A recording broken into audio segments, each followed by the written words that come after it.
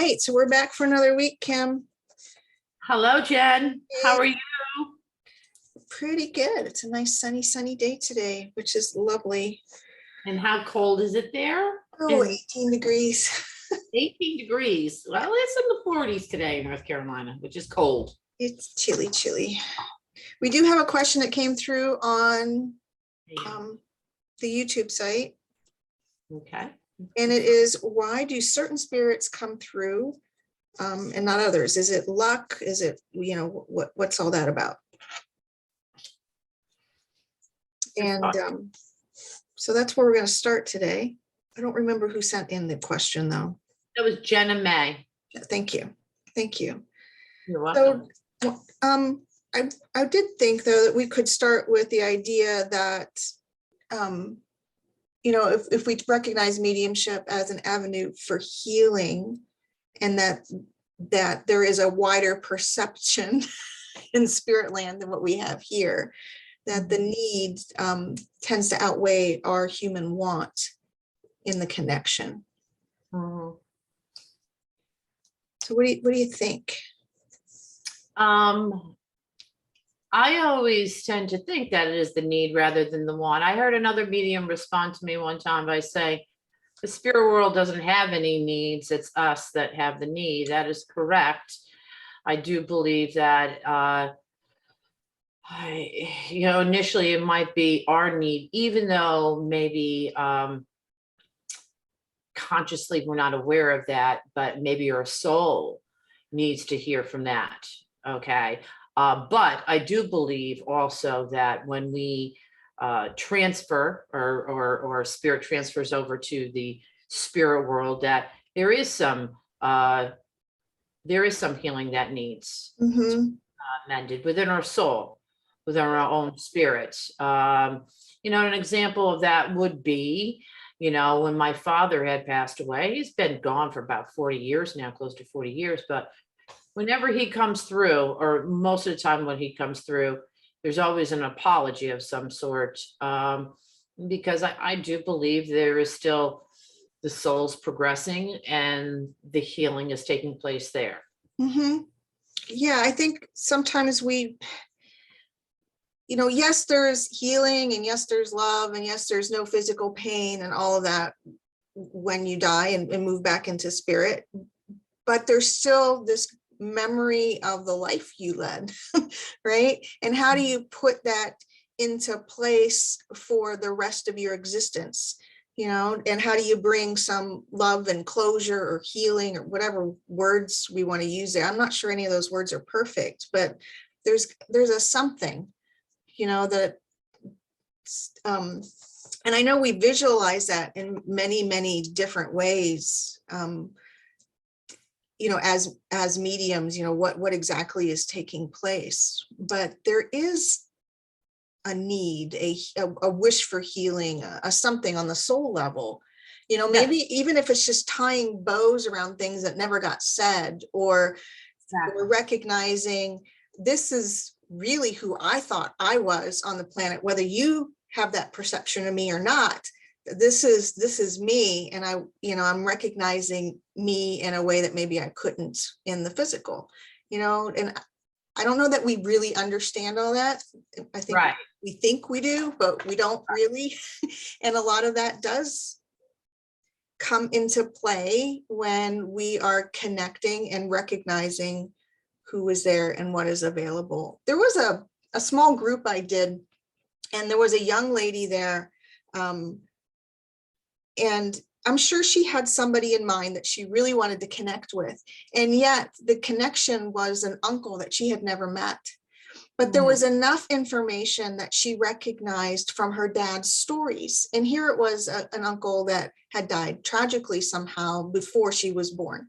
So there was all this stuff in the family that had never been dealt with, and these stories that were passed down. So there was enough evidence for her to understand what was going on. And then she had a conversation with her dad. And I got an email later about how healing that was for him and the family, and she had come to a demonstration for her own need or want or whatever. And that's not what happened, but the result was beautiful, and I don't know that we ever understand from our perspective the whys of that until it plays out. Oh yeah, and I have a few examples of that myself. When people come to me for a reading, and I try to explain to them, it's the need rather than the want, because I'll get, well, I don't understand why my mother didn't come through, or et cetera, et cetera. And I always say, well, and this is the example I give, when I was doing a demonstration one time, I had two fathers that came in simultaneously, actually, and I had to read them simultaneously, but one father belonged to one girl on one side and another father belonged to the other girl, and they had similar personalities and same mechanics in the family. They were alcoholic, they abandoned the family, blah blah blah.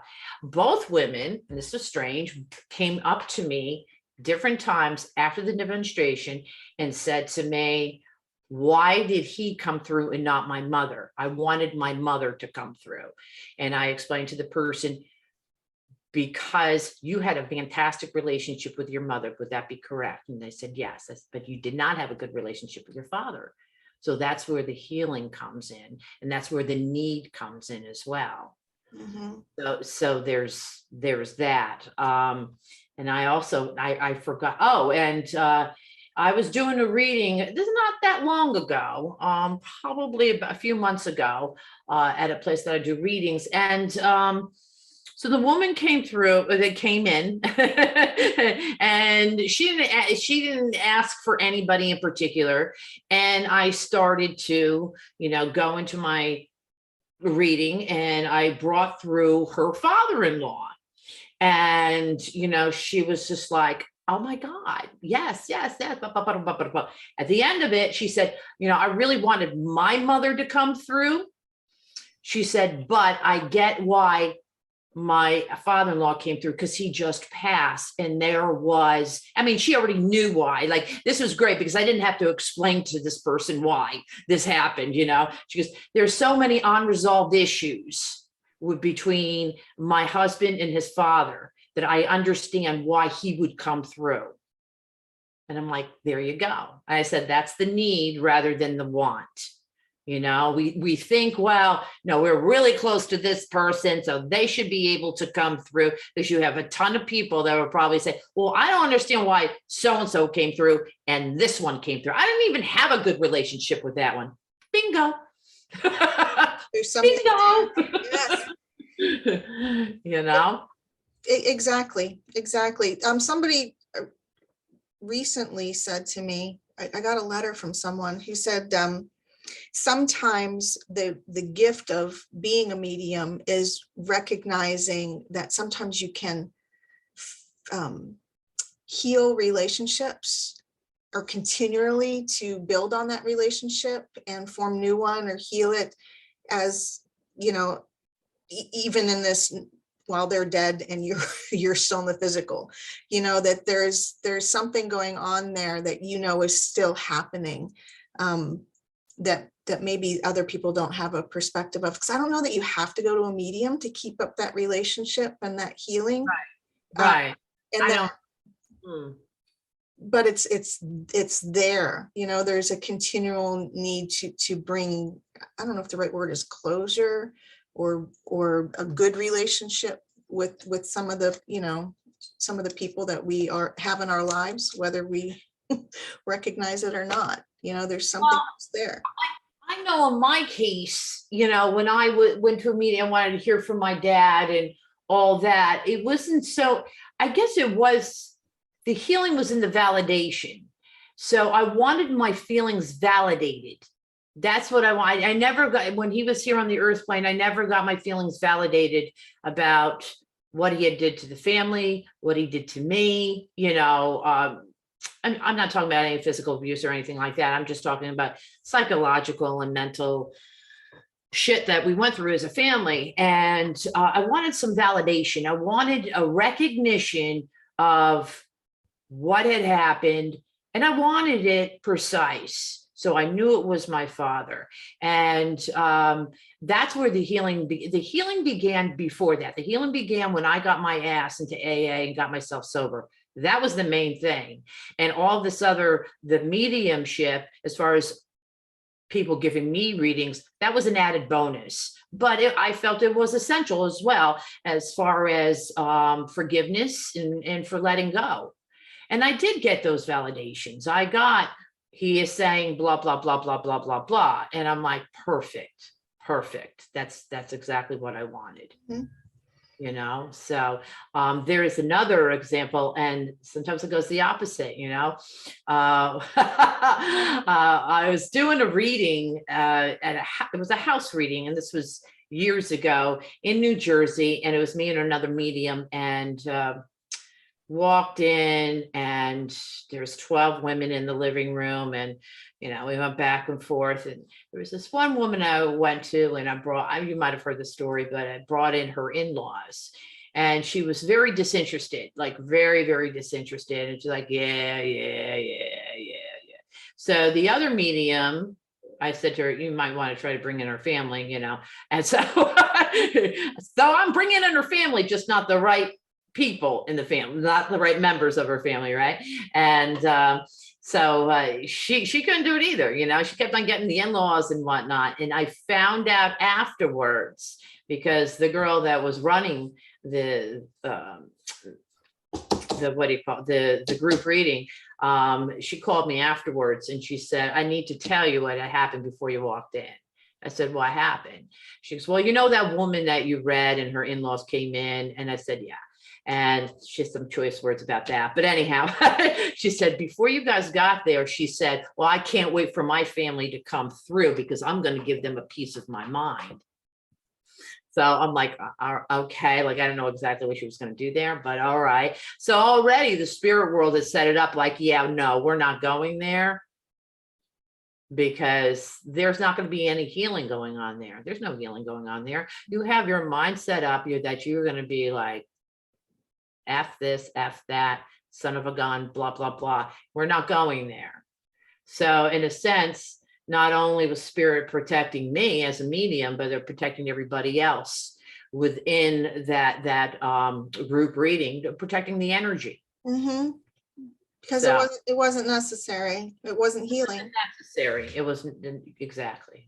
Yes, I think sometimes different, especially in public places like that, we do sometimes get different communicators and what we think or what is possible in a private setting. You know, I think some of those it's communicator personality, you know, it's, you know, would they have spoke up in a big public place, you know, right. Or would they take you to the, you know, or, you know, is that person vulnerable somehow to that information from that person in a public setting? And it's more appropriate in a private setting. Because I know I've had people that have come to the public demonstrations and they get a little something or they see what's going on. And that's not at all what happens in their private, you know, right. That it's very different. So you know, spirit world knows more than we do. Yeah, they do. We're dealing with higher intelligence, and they know what is needed and what isn't needed. So there you go. I think we exhausted the topic. Do you have anything else you want to add? No, but you know, I just want to say one thing. There is somebody, and I forgot to forward this to you.